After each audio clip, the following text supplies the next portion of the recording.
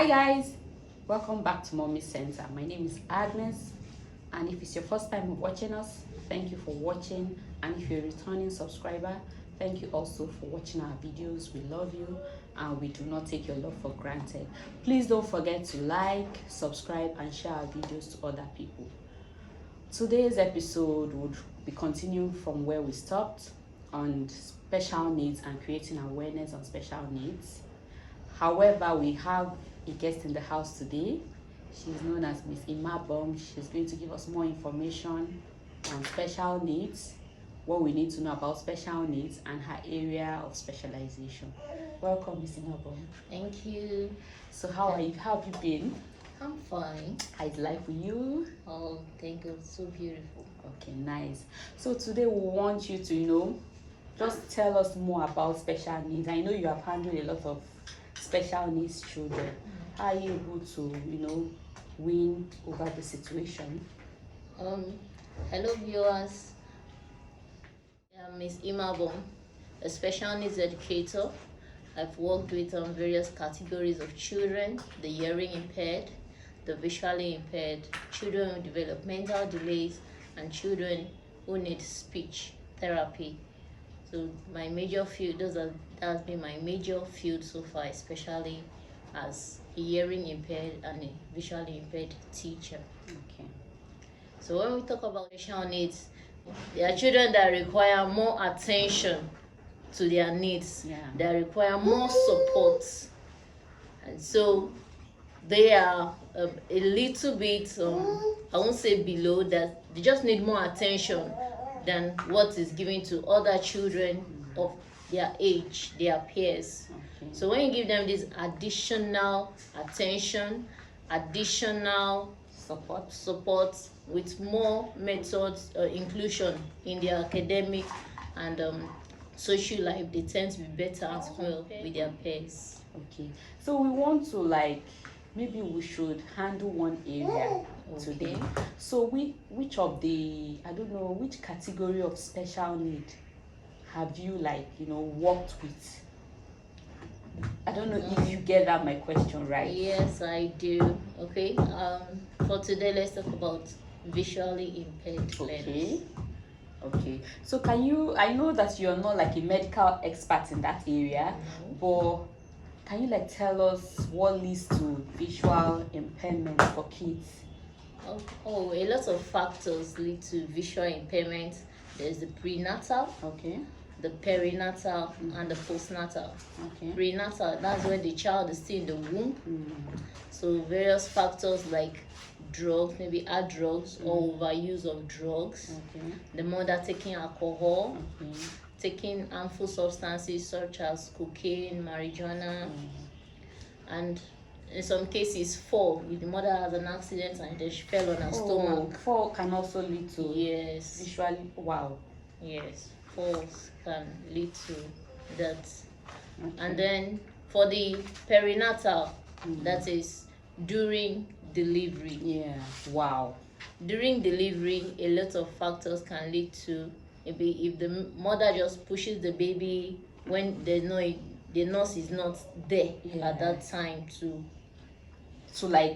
catch the baby. And baby falls. Wow. It can cause it. If there's so much blood, the baby is coming out and then some blood, thick blood get into the baby's eyes. Wow. It could cause it. And shortage of oxygen, if mother is not breathing fine, at that point in time, it can affect some cells in the brain, which could lead to visual impairment. So how do they manage those children that are visually impaired? We have given birth to them, they are here now. From birth, how do you now manage them, knowing that you now have a lot of work in your hands? Okay.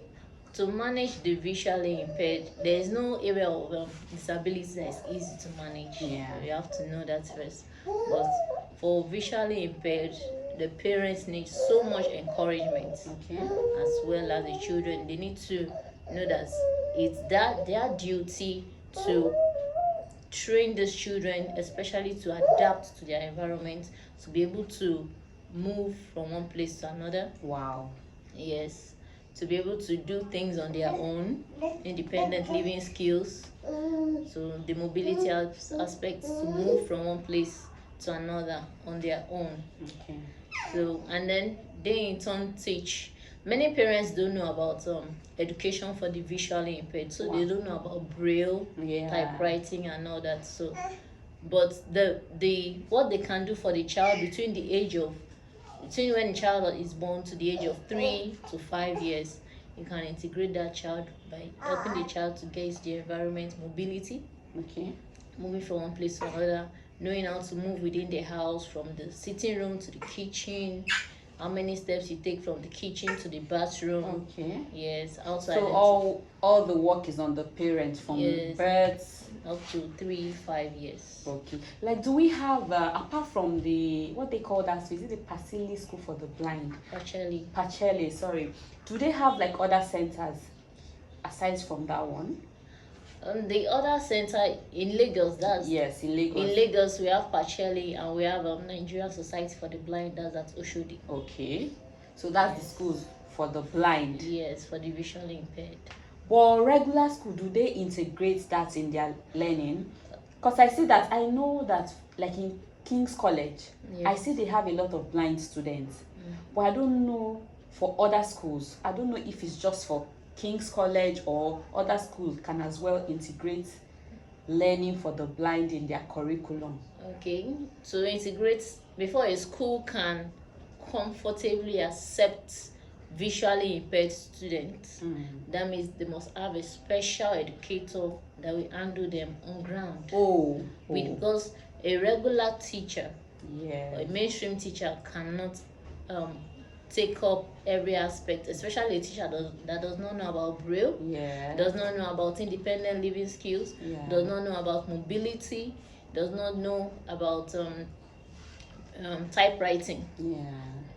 Such a person might not be able to comfortably handle a visually impaired learner. So in essence, what you're saying is that you have to like prepare. You have to have all the right resources, the right personnel to handle.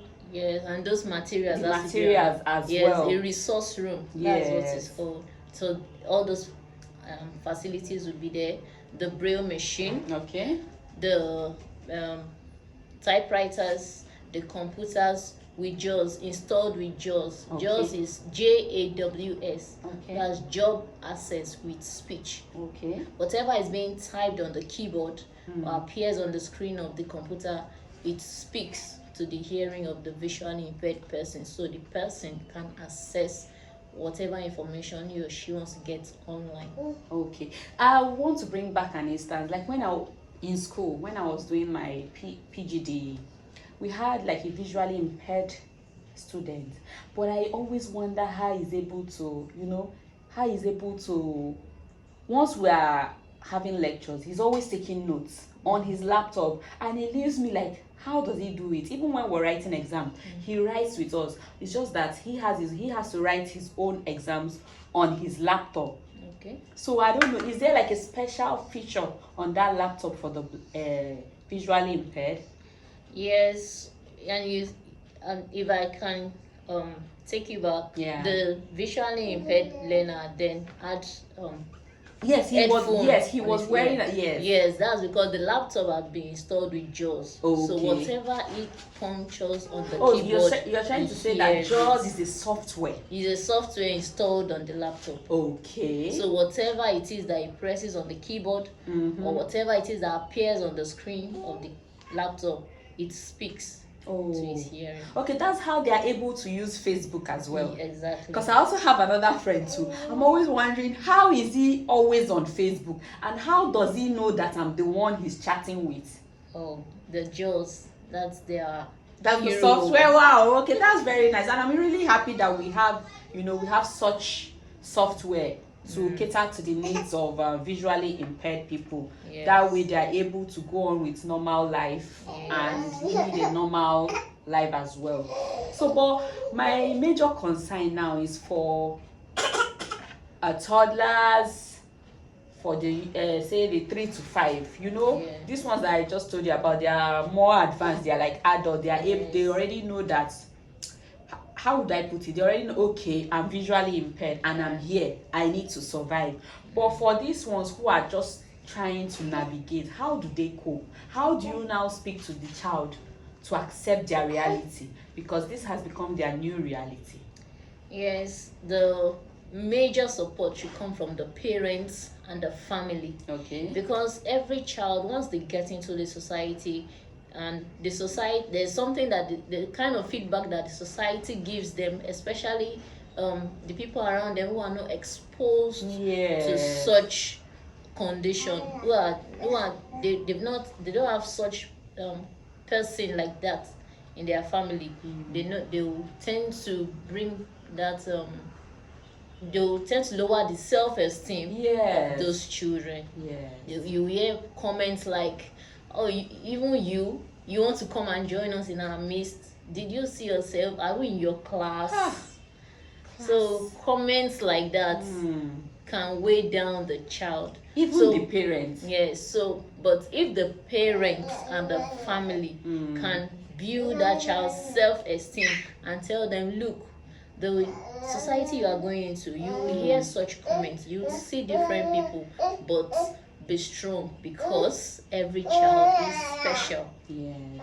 So now, how do we, like, the environment, you know, we know there are some things that we can't correct, but how do we create that awareness? The environment has to be aware. Yes. If they are aware, they will be able to, what's the word now, they will be able to manage, like, they will be able to, like, have empathy on the special needs people. So now, how do we go out and educate the populace? Is there any, like, lay down ways that, oh, this is what we should do, this is how we should go about sensitizing the public?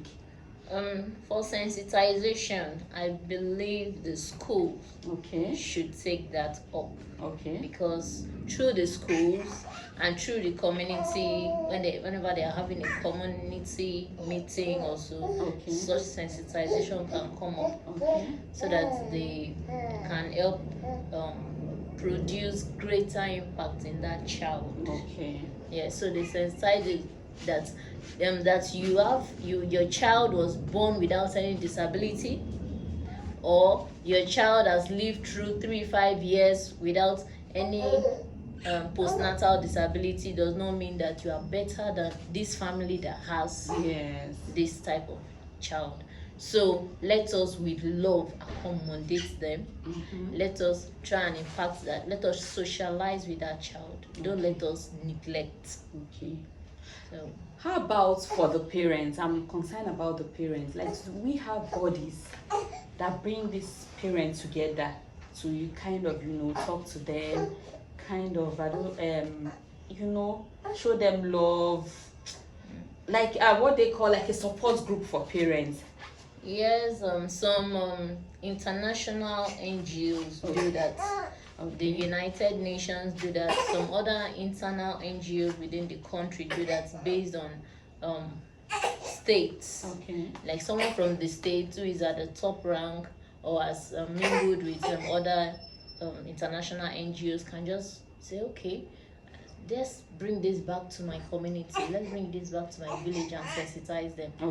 Yes. So we have support group for parents. And then call the parents together and do such. Or a family that is exposed, maybe beyond the village level, the community level, they've gone outside the state, they've mingled with other parents that has children with disability, can come back to their community and say, okay, is there any other child, is there any other family with this? Before the break, we're talking about the age gap, and those who actually, where we should focus more on, like, that's their formative age, and that's where they get to, like, I don't know, that's where they form. Yes, they are bits that they use throughout life. To become independent on their own. So, so how do we now? What are the measures in place to, you know, cater for these children, especially those who are visually impaired? For the visually impaired, in order to cater for them, they will need all these rehabilitative services. Okay. The orientation and mobility that will help them to move, to know their environment, the use of the guide cane, the use of to move within the house and outside the house, and then braille reading and writing, so they can read, they can write, they can form their notes and prepare ahead for any examination they want to sit for. And then the typewriting also helps them, especially during exam and when they want to take notes. Many of them go to classes with their tape recorders, so they have to know how to use the tape recorders, when to pause, when to play, when to delete, and the rest. Yes. And then independent living skills, how to do things on their own, how to know their clothes when they spread their clothes to dry, how money management, when they pick out money, how much they put back in their wallets, how to arrange it in